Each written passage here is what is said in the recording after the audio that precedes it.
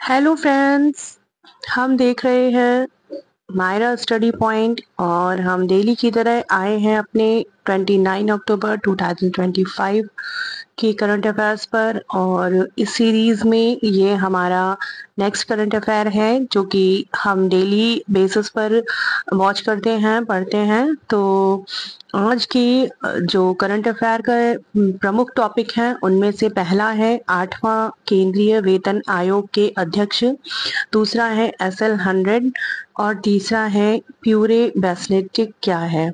तो आपको पता है कि ये जो वीडियो है ये bank, SSC, railway, TET, super TET, police, NTPC और SSC GD वगैरह जो भी तैयारी कर रहे हैं उनके लिए बहुत इम्पोर्टेंट है। और यहाँ के जो करंट अफेयर्स हैं उसमें जो कंटेंट है वो प्योरली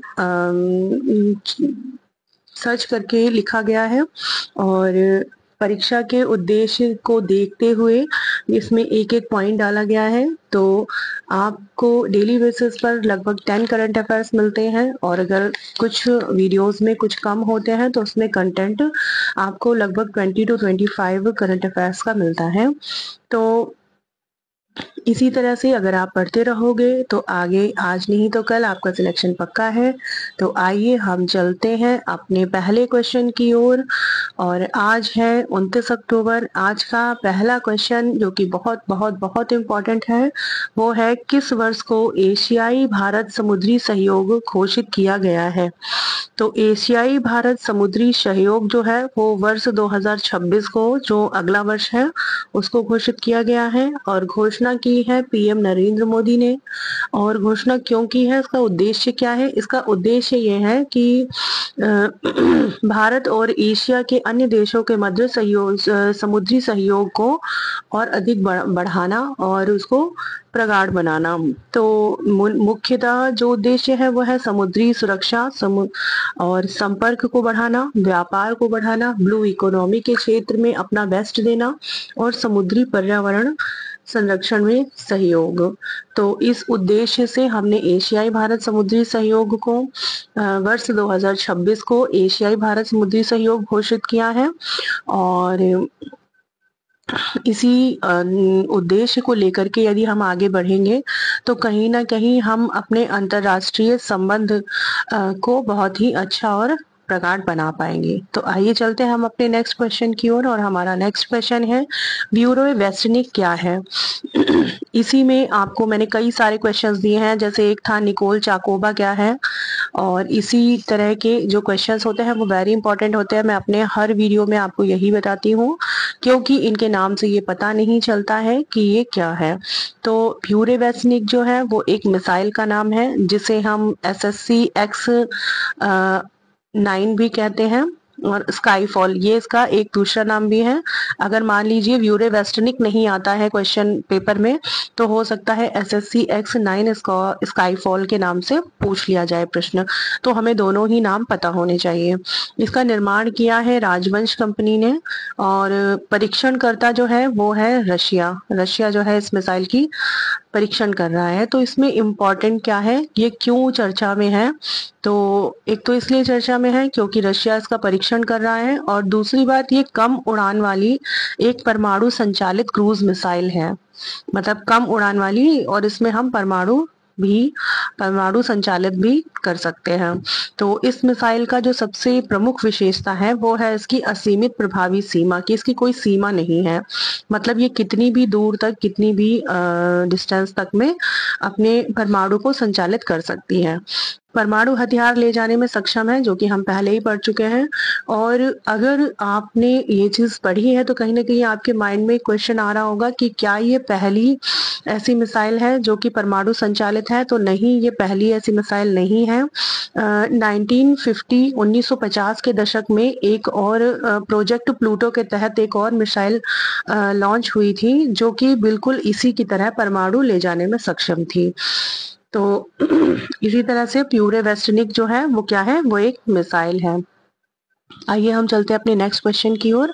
और अगला प्रश्न है, दुनिया का पहला येन पेगड स्टेबल काइन JPC लॉन्च किया गया है, ये कहाँ पर लॉन्च किया गया है? तो ये जो है जापान द्वारा लॉन्च किया गया है। बाकी इसको बहुत ज़्यादा इसमें डीप जाने की ज़रूरत नहीं थी, क्योंकि अगर हम हर क्वेश्चन को डीप में देंगे तो फिर कोई नंबर ऑफ क्वेश्चंस जो है वो कम हो जाएंगे। और नेक्स्ट क्वेश्चन हमारा क्वेश्चन नंबर 4 है, कोग्निवेरा इंटरनेशनल पोलो कप 2025 का आयोजन कहाँ हो रहा है? तो ये बहुत ही इम्पोर्टेंट क्वेश्चन है क्योंकि इसका आयोजन भारत में हो रहा है। भारत में दिल्ली में जो जयपुर पोलो ग्राउंड है वहां पर हो रहा है, और इसमें विजेता भी भारत ही है। इन्होंने हराया किसे है? इसमें उप विजेता है वह ये है अर्जेंटीना, जो कि इस गेम के इंटरनेशनल पोलो क्लब कप 2025 गेम के वर्ल्ड चैंपियन टीम है। हमारा नेक्स्ट क्वेश्चन है क्वेश्चन नंबर 5, मातंकी रामकृष्णन जिनका हाल ही में निधन हुआ है, यह कौन है? तो मातंगी रामकृष्णन जो है ये भी बहुत ही इम्पोर्टेंट क्वेश्चन है। क्वेश्चन की गहराई को समझते हुए इनके बारे में मैंने सिर्फ टू द पॉइंट आंसर ना करके इनके बारे में कुछ सर्च करके लिखा भी है। तो आपको सब कुछ जानना जरूरी है, क्योंकि जरूरी नहीं है कि इनके नाम से ही सीधे क्वेश्चन पूछ लिया जाएगा, और अब ये भी जरूरी नहीं है कि यही पूछा जाएगा कि इनका ये कौन है। ये भी इसमें कई सारे जो इस समय क्वेश्चन पेपर का जो पैटर्न है, उस क्वेश्चन पेपर के पैटर्न में आप ऑब्जेक्टिव में टू द पॉइंट ना पूछ करके पूरी पूरी एक सेंटेंसेस दिए होते हैं, और ऑप्शन में होता है ए या बी तीनों, या केवल 4, इस टाइप से क्वेश्चन आते हैं। तो इसलिए कहीं ना कहीं आपको क्वेश्चंस को थोड़ा सा डीप में लेना बहुत जरूरी है। तो आइए हम जानते हैं कि मातंगी रामकृष्णन कौन है। मातंगी रामकृष्णन जो है वो भारतीय बाल प्लास्टिक सर्जन है ना, बाल प्लास्टिक सर्जन है, और ये 91 ईयर की थी जब इनका देहांत हुआ। और ये किस लिए फेमस थी? तो ये मुख्यतया दक्षिण भारत में जले हुए रोगियों की देखभाल, बर्न्स केयर में क्रांति लाने के लिए फेमस थी, और इनको अपने क्षेत्र में प्रगाढ़ता लाने के लिए, अपने क्षेत्र में बेस्ट देने के लिए बहुत से अवार्ड्स भी मिले थे, जिनमें सबसे पहला जो अवार्ड है वो 2002 में मिला था इन्हें, जो कि हमारे भारत का चौथा सबसे बड़ा पुरस्कार है, पद्मश्री। और इनको एक और अवार्ड मिल चुका है, BC रॉय राष्ट्रीय पुरस्कार, और वर्ष 2009 में विटेकर इंटरनेशनल बर्न्स प्राइज भी इन्हें मिल चुका है। तो इतना इनके बारे में जानना मुझे लगता है कि ठीक है। और जो क्वेश्चन इस समय आ रहे हैं उनमें इस तरह से भी पूछ सकते हैं कि वर्ष 2002 में इन्हें पद्मश्री मिला है, और इन्हें या फिर इन्हें आज तक कोई भी पद्मश्री नहीं मिला है। मतलब क्वेश्चन का पैटर्न कुछ भी हो सकता है, इसलिए आपको इसे बहुत ही डीप में पढ़ना जरूरी है। तो आइए हम अपने चलते हैं अपने नेक्स्ट क्वेश्चन की ओर, और हमारा नेक्स्ट क्वेश्चन है क्वेश्चन नंबर 6, अंतर्राष्ट्रीय एनिमेशन दिवस कब मनाया जाता है? अंतर्राष्ट्रीय एनिमेशन दिवस 28 अक्टूबर को मनाया जाता है। और नेक्स्ट क्वेश्चन है क्वेश्चन नंबर 7, स्वदेशी रेडियो को किस भारतीय संस्था ने खरीदा है? तो इसे DRDO ने खरीदा है। और अब हम आते हैं अपने नेक्स्ट क्वेश्चन की ओर, इंटरनेशनल सोलर अलायंस असेंबली का 8वां सत्र किस शहर में शुरू हुआ है? इंटरनेशनल सोलर अलायंस, तो आपको इसके बारे में थोड़ा बहुत पता भी होगा। तो इसका जो 8वां सत्र है वो नई दिल्ली में शुरू हुआ है। सोलर, आपको पता ही है कि सोलर जो है वो सौर ऊर्जा से संबंधित है, और इस समय हम अपने ग्रीन एनर्जी की ओर बहुत ही तेजी से बढ़ रहे हैं। इसलिए हमें ये सोलर अलायंस से संबंधित जो भी फैक्ट्स हैं उन्हें जानना बहुत ज़रूरी है। तो अब इसी दिशा में हमारा नेक्स्ट क्वेश्चन है question number 9, Mexico grand pics 2025 का खिताब किस नाम से जीता है? तो मैक्सिको ग्रैंड पिक्स में लैंडो नॉरिस ने जीता है। और हमारा नेक्स्ट क्वेश्चन है क्वेश्चन नंबर 10, 8वें केंद्रीय वेतन आयोग के अध्यक्ष किसे नियुक्त किया गया है? तो 8वां केंद्रीय वेतन आयोग के जो अध्यक्ष हैं वो रंजना प्रकाश देसाई जी को नियुक्त किया गया है। और आपको पता है कि इस समय 8वां वेतन आयोग बहुत ही चर्चा में है, और ये चर्चा में क्यों है? क्योंकि अभी 1 जनवरी 2026 से 8वां वेतन आयोग को लागू करने की मुहिम चल रही है और इसके अध्यक्ष को भी मतलब नियुक्त कर दिया गया है और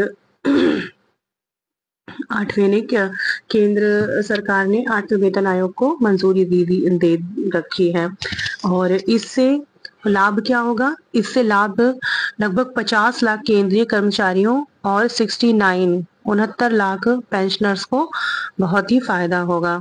इस समय केंद्रीय मंत्री जो है वो है अश्विनी वैष्णव, जिन्होंने ये सिफारिश की थी कि 1 जनवरी 2026 से इसे लागू होने की संभावना रख सकते हैं। मतलब कि जो 8वां वेतन आयोग है वो 1 जनवरी 2025 से जो है वो लागू हो सकता है।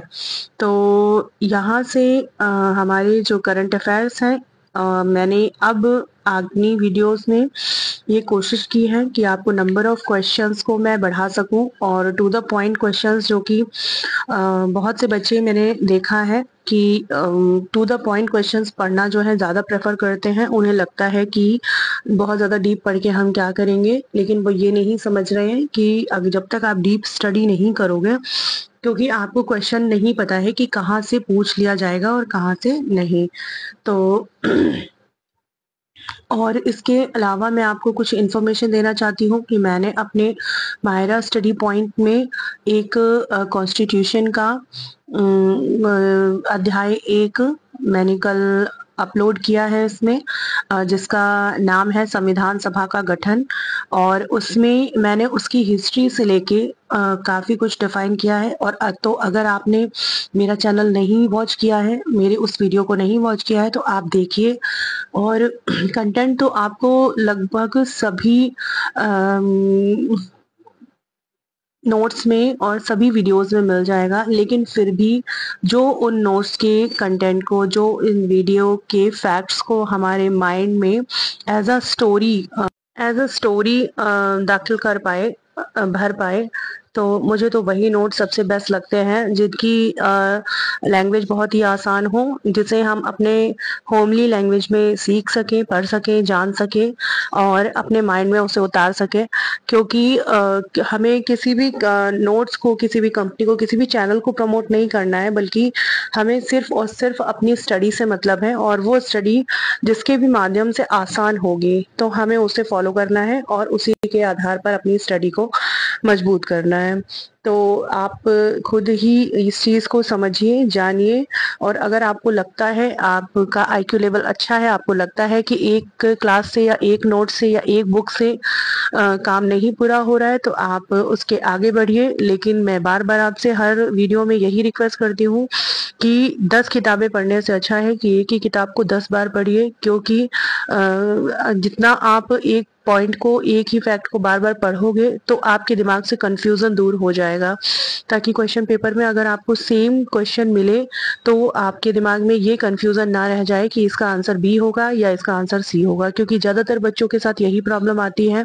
मैंने भी बहुत से एग्जाम्स दिए हैं और स्टार्टिंग में जब मुझे कंपटीशन लेवल की तैयारी का सी भी नहीं पता था, तब मुझे इस बात का एहसास नहीं था कि किसी भी चीज़ को रिवीजन करना कितना ज़्यादा ज़रूरी है। तो जो गलतियां मैंने की, मैं चाहती हूँ कि वो गलतियां आप ना करें। एक ही चीज़ को बार बार रिवाइज करिए, बार बार रिवाइज करिए, बार बार जितना रिवाइज करोगे आप, वो चीज़ उतनी ही आपको याद होगी। तो चलिए मिलते हैं हम अपने नेक्स्ट वीडियो में। जय हिंद।